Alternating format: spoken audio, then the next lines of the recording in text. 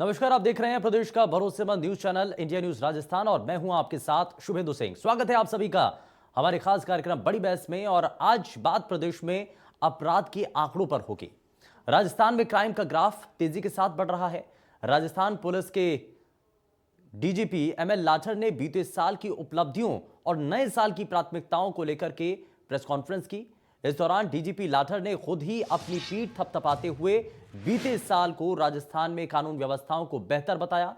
वहीं आला अधिकारी भी आंकड़ों की दुहाई देते रहे। बीते साल में दर्ज प्रकरणों के पंजीकरण में साल 2020 की तुलना में 11% की बढ़ोतरी हुई। राजस्थान पुलिस की ओर से जारी इस रिपोर्ट के मुताबिक बीता साल महिला और SC/ST वर्ग के लिए बुरा रहा। प्रदेश में महिलाओं के साथ अत्याचार के मामले साल 2019 के मुकाबले 17% से ज्यादा दर्ज किए गए हैं। वहीं SC/ST वर्ग के साथ अत्याचार के मामले भी 8% बढ़ चुके हैं।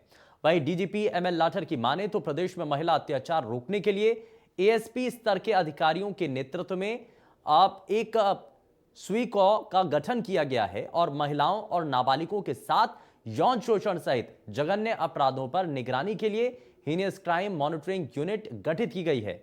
और इसके अलावा सुरक्षा सखी समूहों के जरिए जागरूकता का प्रयास किया जा रहा है।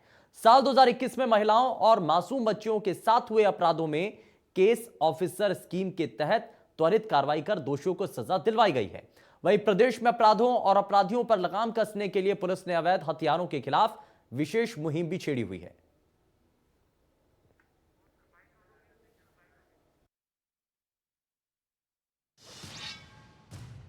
व्यवस्था की स्थिति संतोषजनक रही है। कहीं भी कोई अप्रिय घटना नहीं हुई है, चाहे वो किसान आंदोलन हो, चाहे वो नेशनल लेवल का जो 3 कानून बनाने के विरुद्ध आंदोलन हो, और चाहे वो गंगानगर हनुमानगढ़ बीकानेर में पानी की सप्लाई को लेकर हो, और चाहे वो खाद बीज को लेकर हो। किसी भी बिंदु को लेकर कोई ऐसी व्यवस्था नहीं हुई जिसको ढंग से मैनेज नहीं किया जा सका हो। जहाँ तक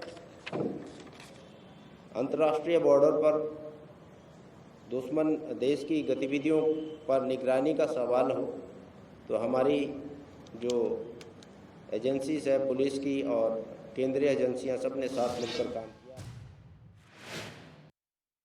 ये दिखाते हैं कि प्रदेश में क्राइम का ग्राफ आखिर कितना तेजी के साथ बढ़ रहा है। महिला अत्याचार के मामलों में कितना तेजी के साथ इजाफा हुआ है, जरा ग्राफिक्स के साथ आप देखिए। राजस्थान में क्राइम में बढ़ोतरी हुई है और इसको कैसे नजर आप ये आता है। महिला अत्याचार के मामलों में 17% की इसमें वृद्धि हुई है। और इसी के साथ साथ आपको बताएं कि गंभीर अपराधों में 11% की बढ़ोतरी हुई है। SC/ST वर्ग के साथ अत्याचार के मामले पहले के मुकाबले बढ़े हैं। कितने? यानी कि 8% ये मामले पहले के मुकाबले बढ़ चुके हैं। तो साथ ही साथ आपको बताएं कि इसमें दलित दुल्हों को घोड़ी पर नहीं बैठने देने के 76 केस दर्ज किए गए हैं।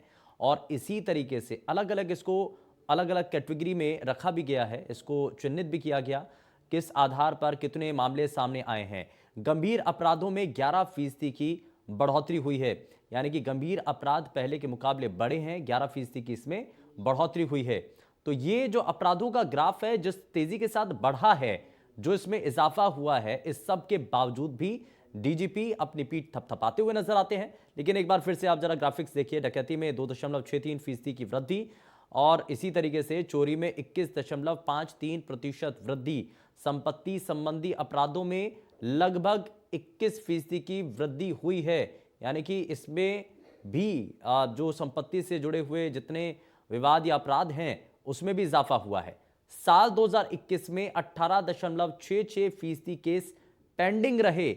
अब जरा आगे बढ़ते हुए आपको दिखाते हैं कि क्या क्या चीजें और नजर आई हैं। आर्म्स एक्ट के तहत 5,357 केस दर्ज किए गए, 5,924 आरोपी इस दौरान गिरफ्तार किए गए। तो ये कई चीजें हैं जो कि पुलिस के द्वारा कदम भी उठाए गए। हालांकि बताया गया कि बीते साल में बहुत हद तक प्रयोग किए गए हैं, नए नए प्रयोग किए गए हैं और खास करके महिलाओं की सुरक्षा को सुनिश्चित करने के लिए कोशिशें तेज की गई। वहीं अब नशे की खेप और इसकी बरामदगी को लेकर के भी लगातार पुलिस की तरफ से तत्परता के साथ कदम उठाए गए। और चलिए जरा जल्दी से आगे बढ़ते हैं और आज के खास मेहमानों से सबसे पहले आपको मिलवा देते हैं। हमारे साथ कांग्रेस पार्टी से नेता राजेंद्र आर्य कार्यक्रम में जुड़ चुके हैं। राजेंद्र जी, बहुत स्वागत है आपका कार्यक्रम में। और भारतीय जनता पार्टी से नेता अशोक सिंह शेखावत हमारे साथ कार्यक्रम में जुड़ चुके हैं। अशोक जी, बहुत स्वागत है आपका कार्यक्रम में। मैं शुरुआत राजेंद्र आर्य जी आपसे ही कर रहा हूं। फिलहाल डीजीपी की तरफ से ये आंकड़े जो पेश किए गए हैं, आपको लग रहा है, हालांकि उन्होंने तो अपनी पीठ खुद थपथपाई, उन्होंने कहा कि हमने बहुत हद तक कोशिशें की हैं, हमने काम किए हैं, लेकिन आपको क्या लगता है प्रदेश में अपराध का ग्राफ जो कम होना चाहिए था, जिसमें इजाफा हुआ है, इसको लेकर के सरकार का रुख क्या है? और कांग्रेस पार्टी के नेता होने के तौर पर, एक आम नागरिक होने के तौर पर आप क्या कहना चाहते हैं?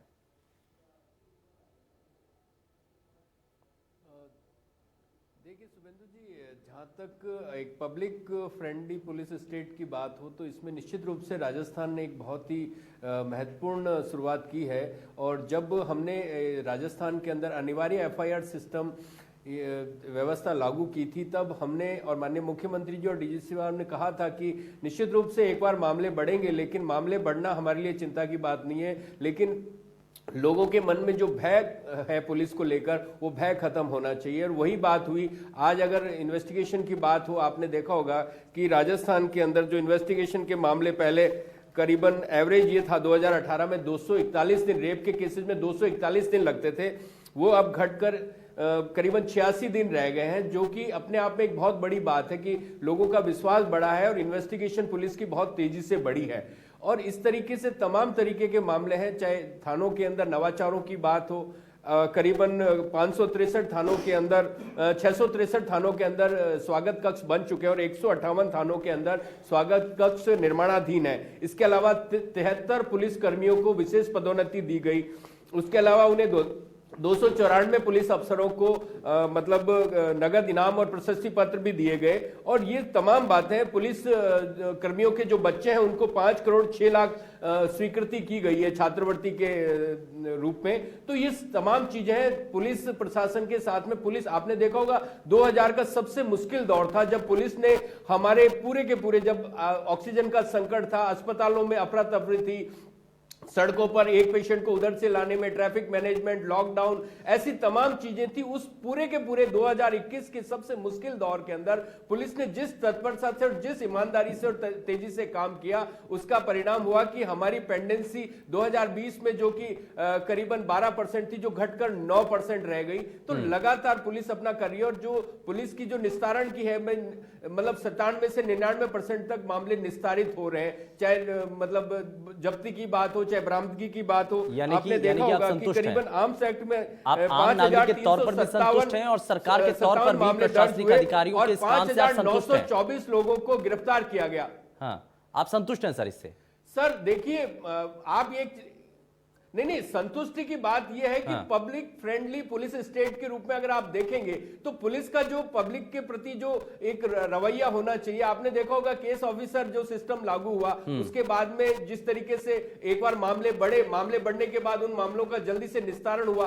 पहले जो मामले थे, मैं ये कह रहा हूं कि 2020 एनसीआर भी अपने जो आपराधिक आंकड़े अक्टूबर माह में जारी करता है। निश्चित रूप से अभी 21 के लिए हम बात नहीं कर सकते, लेकिन 20 के अंदर अक्टूबर में जो आंकड़े जारी हुए थे उसमें भारत का जो सर क्या होता है ना, सिक्के के दो पहलू होते हैं इंडिया का, राजेंद्र जी, राजस्थान का क्राइम रेट सिक्के के दो पहलू होते हैं। एक पहलू आपने दिखा दिया, जरा दूसरा पहलू मैं बता देता हूं।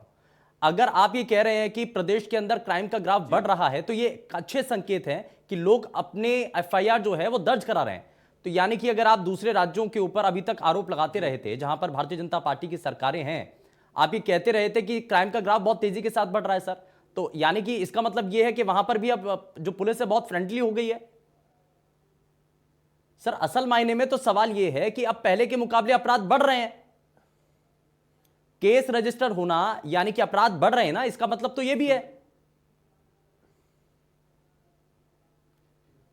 शुभेंदु जी, आप इस चीज को देखिए, पुलिस की जो जांच प्रणाली है उस पे पहले शुरुआत से सवालिया निशान लगते थे, लेकिन अब जो प्रॉपर तरीके से इन्वेस्टिगेशन होती है, इन्वेस्टिगेशन के बाद में मामले, आपने देखा होगा कि चाहे अलग अलग जो मामले हैं, उन मामलों का निस्तारण जिस तेजी से राजस्थान में हो रहा है वो पूरे देश के अंदर अनुकरणीय है। और इस बात को एनसीआरबी के आंकड़ों में भी, आपने अगर वो रिपोर्ट पढ़ी हो 2020 की, उसमें लिखा गया है कि अपराध बढ़ना वो नहीं है, अपराध बढ़ने के साथ अपराध रजिस्टर्ड होना और अपराध के अंदर जो चलिए, अपराधी है ठीक या है जो सर। पीड़ित है उनको न्याय मिलना सबसे महत्वपूर्ण होता है। हाँ। अपराधों को दबा देने से ही अपराध नहीं होता। चाहे आप पड़ोसी राज्यों में देखेंगे अपराध नियंत्रित नहीं है, उनको रजिस्टर नहीं किया जाता, तो दो ज्यादा मुश्किलें हैं। तो इन चीजों को हमें देखना पड़ेगा और आप इस चीज को, इस नवाचार को समझिए ना। हाँ। डीजीपी खुद आके अपना रिपोर्ट कार्ड मीडिया के सामने रख रहे हैं, मीडिया के हर सवाल का जवाब दे रहे हैं। इससे बढ़िया ये गुड गवर्नेंस का ही उदाहरण है कि डीजीपी जो कि पुलिस के मुखिया है वो आके आपके सवालों के भी जवाब दे रहे हैं और अपने जो विभाग के अंदर जो नवाचार किए या सरकार ने ठीक जो है। उनको सहूलियतें दी है उनका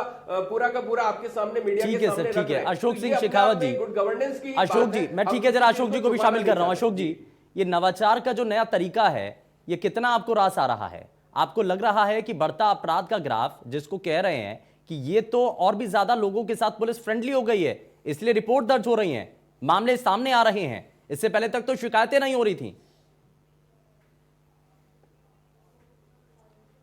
देखो शुभेंद्र जी, सब जैसे ही ये सरकार आती है 2018 के अंदर दिसंबर में आती है, आप देखोगे उसी समय इनका ग्राफ स्टार्ट हुआ और इन्होंने एक रटाया बहाना लिया कि हमने 2019 के अंदर जनवरी फरवरी के लोगों एकदम इको फ्रेंडली कर दिया कि सब आओ एफआईआर दर्ज कराओ। मुझे लगता है किसी भी ऐसे राज्य में नहीं होगा। तो एक मुख्यमंत्री जी हैं, अब इनके डीजी साहब लठार साहब हैं, वो भी क्या करें, उन्होंने तो पूरी बात बता दी लिया करके। कोई भी ऐसा राज्य नहीं होगा कि अपराध दर्ज होने के बाद में ये प्ली लेता हो कि अपराध इसलिए दे रहे कि हम फ्रेंडली हो गए हैं, हम अन्वेषण में समय कम कर दिया है। मतलब कैसे कैसे बहाने ढूंढ ढूंढ के लेके आ रहे हो। 3 साल हो गए, 19 में बहाने लिया, 20 में लिया, 21 में भी ये बहाने ले रहे। मतलब बहाने लेना। और आप इनके आंकड़े देखेंगे तो बड़े विचित्र होंगे। चोरी जैसे में 21% वृद्धि हो रही है, चोरी का एफआईआर दर्ज नहीं थी, लूट के अंदर हो रहा है। आप ये देखिए कि जिस प्रकार से लूट 28% बढ़ोतरी है, बलात्कार के रेप के मामलों में महिलाओं के प्रति, बच्चों के प्रति में 19% की वृद्धि हुई है। क्या एफआईआर दर्ज नहीं होती थी? क्या पहले भी दर्ज होती थी? डकैती, लूट, चोरी, हत्या जैसे हर अपराधों के अंदर संख्या बढ़ती जा रही है, प्रतिशत बढ़ता जा रहा है, फिर भी इनको नहीं लग रहा। राजस्थान रेप के नंबर 1 में है, बाल तस्करी में नंबर 1 में है, अवैध खनन में नंबर 1 में है। आप ये देखिए कि SC ST और जो हमारे दलित आदिवासी भाई हैं उनके अंदर दूसरे स्थान के अंदर हैं। और ये देखिए हथियारों की जो अवैध हथियार की तस्करी होती है उसमें नंबर 1 है राजस्थान के अंदर। और मादक पदार्थों की बात छोड़ दीजिए, उसमें भी नंबर 1 है। और उसमें तो 21 बार पुलिस पर हमला हो चुके हैं, 3 पुलिसकर्मी कह रहा हूं कि वो अपनी शहादत दे चुके हैं। तो ये कह रहे हैं किस प्रकार की ढिंडोरा पीट रहे हैं। और आप देखिए मिंदर भी के पुजारी वो सुरक्षित नहीं है। मिंदर में चोरियां तो होती थी, उनमें कई हत्याएं यहाँ पर हुई है।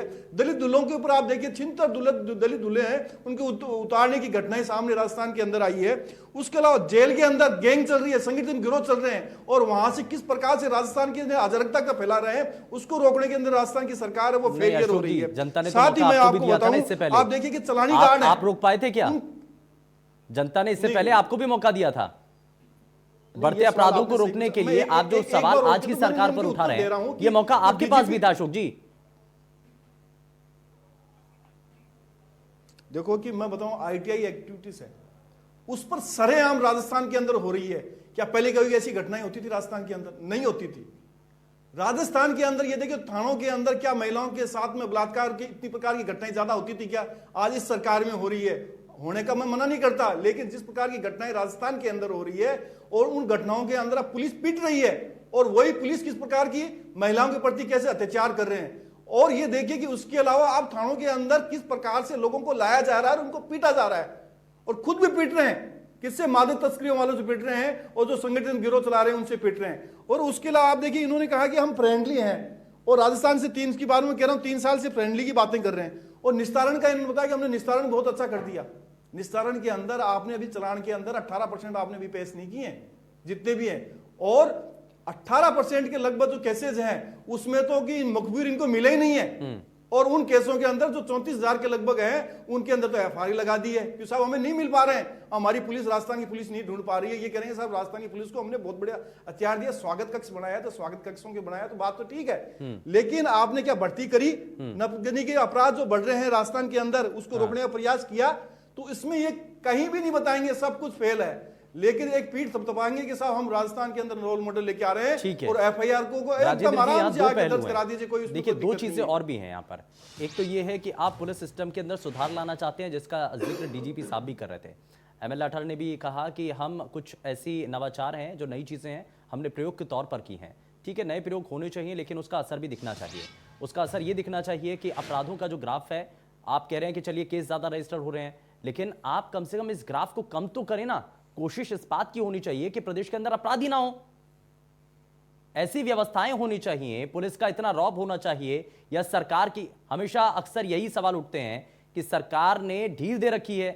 क्यों ऐसा बार बार कह दिया जाता है? क्योंकि पुलिस को अगर फ्री हैंड दिया जाए, अगर पुलिस के अधिकारियों को वो काम करने दिया जाए, तो शायद इतना ग्राफ ना बढ़े। यही तो बीजेपी के नेता आरोप लगाते हैं।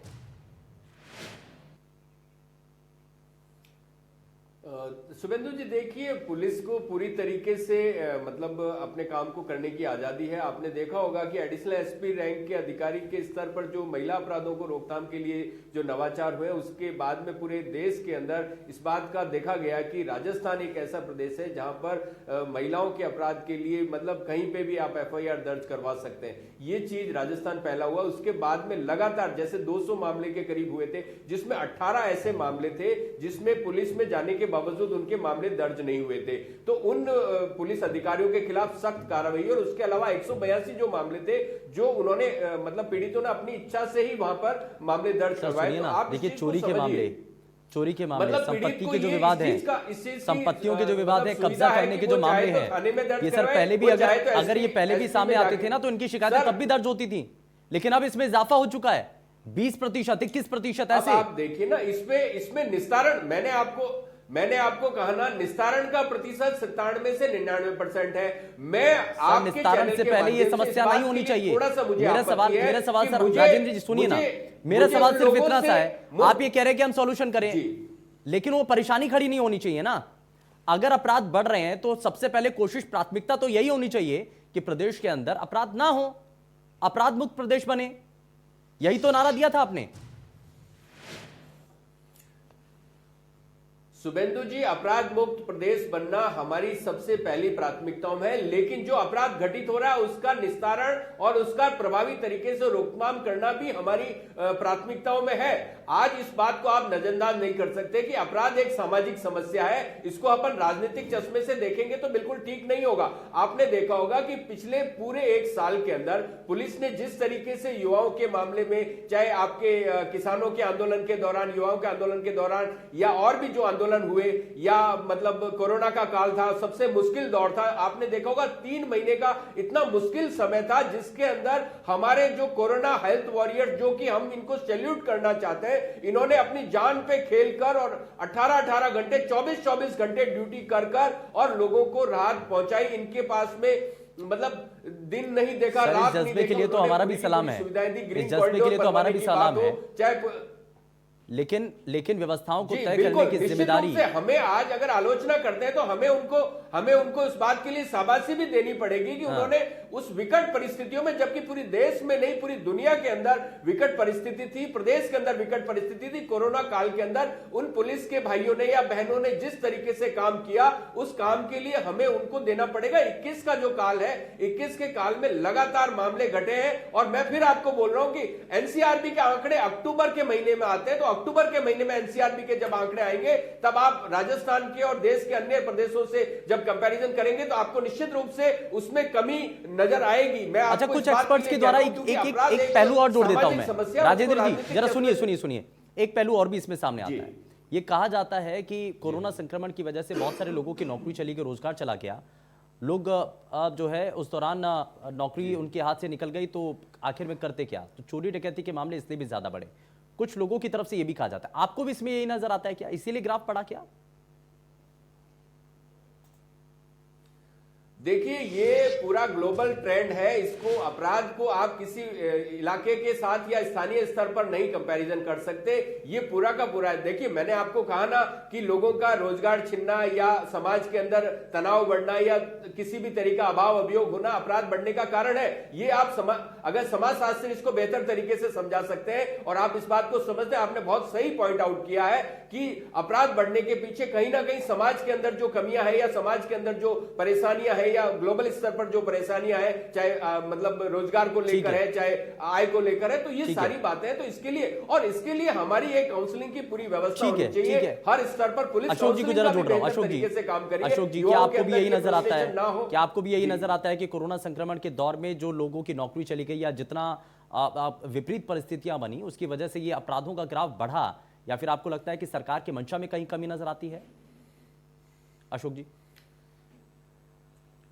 देखो कि देखो सरकार जब मैंने पहले भी कहा आपको, जैसे सरकार बनती है तो सरकार ने बनते कांग्रेस ने क्या कहा और इनके मुख्यमंत्री जी ने कहा कि उनके पास होम डिपार्टमेंट भी उनके पास नहीं है कि हम नवाचार करें। नवाचार तो 3 साल से जनता देख रही क्या क्या नवाचार करें। आपकी देख रहे नवाचार क्या था, सचिन पायलट जी इनके साथ नवाचार था। मैं उस बात में नहीं आना चाहता। फिर इन्होंने कहा कि एक अपराध है, सामाजिक पहलू है और अपराध होंगे।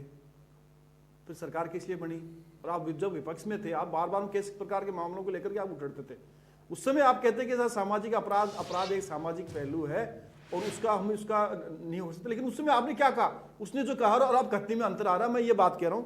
और दूसरा इन्होंने कहा कि कोरोना काल के, आपने जो पूछा कोरोना काल के अंदर चोरी, डकैती, लूट, हत्या जैसे अपराध बढ़ रहे हैं, रेप के अपराध बढ़ रहे हैं, अपहरण और व्यपहरण के अपराध बढ़ रहे हैं, नकबजनी के अपराध बढ़ रहे हैं, महिलाओं के हर प्रकार के अत्याचारों से वृद्धि हो रही है। ठीक है, तो लेकिन इन बढ़ते अपराधों को कम करने की कोशिश यहाँ पर होनी चाहिए और इसको लेकर के सरकार की तरफ से हिदायत इसमें दी जानी चाहिए। खैर माफी के साथ रुकना चाह रहा हूं सर, समय थोड़ा सा कम है। बहुत शुक्रिया दोनों ही खास मेहमानों का कार्यक्रम में शामिल होने के लिए। लेकिन बड़ा सवाल यही है कि इन आंकड़ों के जरिए क्या माना जाए? क्या वाकई में जो डीजीपी साहब अपनी पीठ थपथपा रहे हैं, क्या वाकई में वो सही है, या बढ़ते आंकड़े एक बड़े खतरे के संकेत के तौर पर देखे जाएं? पेशकश में फिलहाल के लिए बस इतना ही। नमस्कार।